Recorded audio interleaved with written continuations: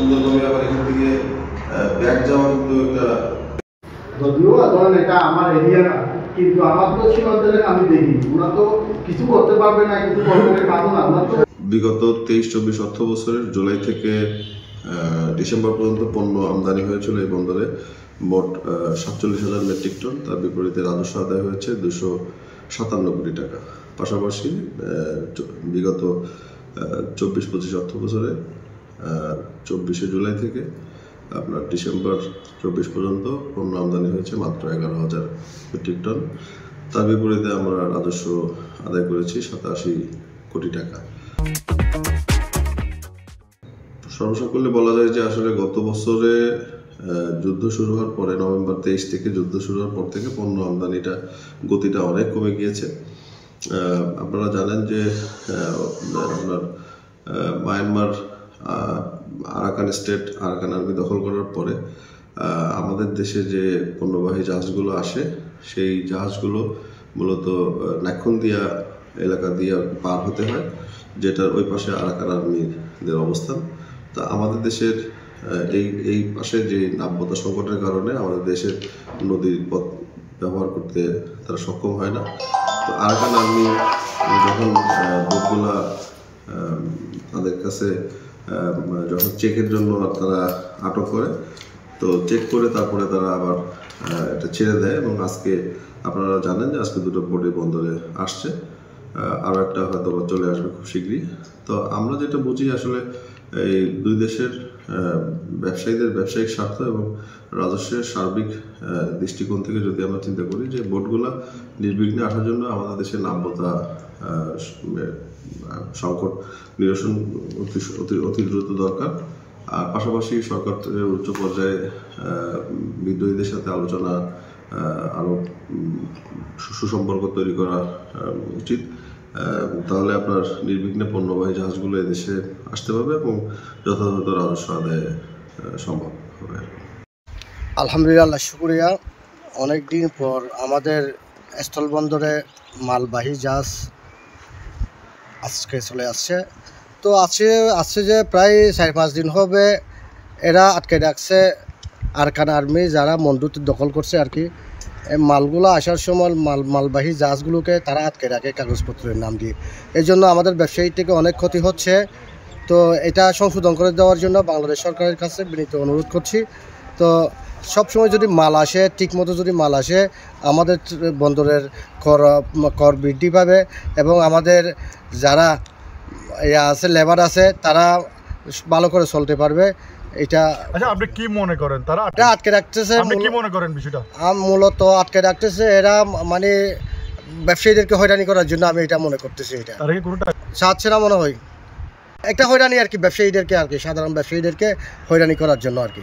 আসতে মানে মাল আসার সময় তারা 2-3 দিন আটকায় রাখি দেয় কাগজপত্রের নাম দিয়ে, এরপর মানে আসে আর কি। ঠিকমতো যদি মাল আসতে না পারলে, জাহাজ ঠিকমতো যদি টাইম মতো ঢুকতে না পারলে আমাদের ব্যবসায়ী থেকে ক্ষতি হয় এবং লেবাররা, শ্রমিকেরা তাদের মানে জীবন সংসার চালাইতে অনেক কষ্ট হয় ইনশাআল্লাহ। এই বোটগুলা মূলত ওই আরাকান আর্মি চেক করার জন্য নিয়ে গেছে। চেক করার পরে 2টা চেক হয়ে গেছে, 2টা পাঠা গেছে, আরেকটা ওইখানে আছে, ওইটা চেক করার পরে ওনার 2টা পাঠা দিই না। ওদের প্রয়োজন মনে করছে ওগুলো চেক করার, সেজন্য ওরা চেক করতেছে। জানেন এই বিগত প্রায় 5-7 মাস ধরে এখানে যে আরাকান আর ওদের সাথে একটা যুদ্ধ চলতেছে। হ্যাঁ, ওরা বলতে চাচ্ছে যে ওরা আরাকান স্বাধীন করে ফেলছে। তার সেজন্য ওদের রাস্তার পাশ দিয়ে তো আমাদের রাস্তা হয়, নাহলে আমাদের ওদের নদীর গভীরতা কিন্তু ওদের পাশ দিয়ে, যদি আমাদের পাশ দিয়ে যদি গভীরতা থাকতো তাহলে আর ওরা আটকাতে পারতো না। আমাদের এখান দিয়ে চলে আসতো, আমাদের রাস্তা দিয়ে, আমাদের এরিয়া থেকে। এখন বুট আসতে হয়, ওই মালামাল নিয়ে ভর্তি বুট আসতে হয় ওদের এরিয়া থেকে, সেজন্য ওরা সুযোগ পাইছে, আটকেছে, চেক করছে। আছে সুপারি, আচার, এই বিভিন্ন পণ্য আছে, শুটকি মাছ, এইগুলো নিয়ে আসে। 5 দিন পরে আমাদের জাহাজ 3টার মধ্যে 2টা অলরেডি আমাদের ঘাটে পৌঁছছে। আমরা প্রায় আমাদের এই কাস্টম, আমাদের শ্রমিক, আমাদের সেনা স্টাফরা সবাই স্বস্তির মধ্যে আছি আলহামদুলিল্লাহ। আরেকটা জাহাজ যেটা আছে ওইটা হয়তো শীঘ্রই পৌঁছবে, বিকেলের মধ্যে পৌঁছবে এরকম আমরা সংবাদ পাইছি। তা আশা করি আমাদের কার্যক্রম শুরু হবে।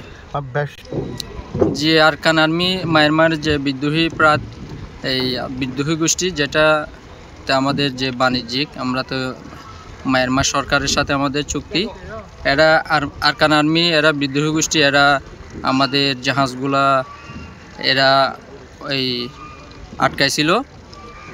তো এখন এদের সাথে হয়তো আমাদের ব্যবসায়ীদের একটা বোঝাপড়া, সরকারের হয়তো একটা বোঝাপড়া, এই জন্য জাহাজ এরা মুক্তি দিছে।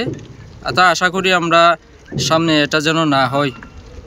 আমাদের সরকার, আমরা ব্যবসায়ী যারা আছি, আমাদের সরকারের তরফ থেকেও আমাদেরকে একটু সাহায্য করতে হবে। বন্দরের সেনাফ ব্যবসায়ী আসলে আমরা মায়ানমার অভ্যন্তরীণ যুদ্ধের কারণে এই মন্ডু যেটা ওইটা তারা বিদ্রোহীরা দখলে নিয়ে নিয়েছে, সেজন্য তাদের ওই সরকার থেকে তারা যে বোটগুলো ছাড়ছে এগুলা নিয়ে তারা একটা আলাদা চেকিং জন্য বোটগুলো 2-3 দিন আমাদের চেকিংয়ের জন্য রেখে দিছে। এটা আমাদের জানা যেটুকু কি জানছে একটু বলো। সব জানতে পারছি বাংলাদেশের আমরা যারা ব্যবসায়ী তাদের সাথে তারা কোনো যোগাযোগ করে নাই, শুধু তারা আমাদের ইয়াঙ্গুনে যে যারা মালগুলো আমাদের সাথে আমাদের ইয়াঙ্গুনের ফাটি তাদের থেকে তারা কথাবার্তা বলে চেকিংয়ের জন্য বলে তারা ছেড়ে দিয়েছে। আমাদের এখানে কোনো এরকম কোনো যোগাযোগও করে নাই এবং আমাদের কোনো পার্টিরা ওখানে আমাদের সাথে কথাও বলেনি। আপনাদের এটা আপনাদের জানিয়েছে কি হয়েছে? তারা বলতেছে যেহেতু এরা বিদ্রোহীরা এই সীমানা দখলে নিয়েছে, তাদের রুটটা যখন দখলে আছে, তারা বলতেছে আমরা আলাদা চেকিং করব। তারা চেকিংয়ের জন্য বড় জাহাজগুলো যেহেতু 2-3 দিন সময় লাগে, তারা চেকিং করতেছে, আমাদেরকে বলতেছে চেকিং করতেছে, ছেড়ে দিবি। 2টা এখন ছেড়ে দিয়েছে, আর একটা আজকে ছেড়ে দেওয়ার কথা বলতেছে। কোনো দেন আসলে মায়ানমার অনেক দিন প্রায় 7-8 মাস ধরে যুদ্ধ চলতেছে। যুদ্ধ সীমানা দিয়ে আমাদের ট্রলারগুলো আসতে হয়। তো এখানে মোটরসাইকেল অনেক অস্ত্র ব্যবহার হতো, সেজন্য ট্রলারগুলো আসতেছে। এখন মোটামুটি যুদ্ধ মোটামুটি বিরতির দিকে, সেজন্য আমাদের ট্রলারগুলো আসতেছে। যখন ওরা বিদ্রোহীরা দখলে নিয়ে নিছে, তারা এখন এটা আলাদা চেকিংয়ের কথা বলে এটা চেকিং করতেছে বড় জাহাজগুলো। তাদের সরকার এবং বিদ্রোহীদের মধ্যে এটা এই আলোচনা হয়েছে, যার কারণে আমরা বোটগুলো ফিরে পেয়েছি।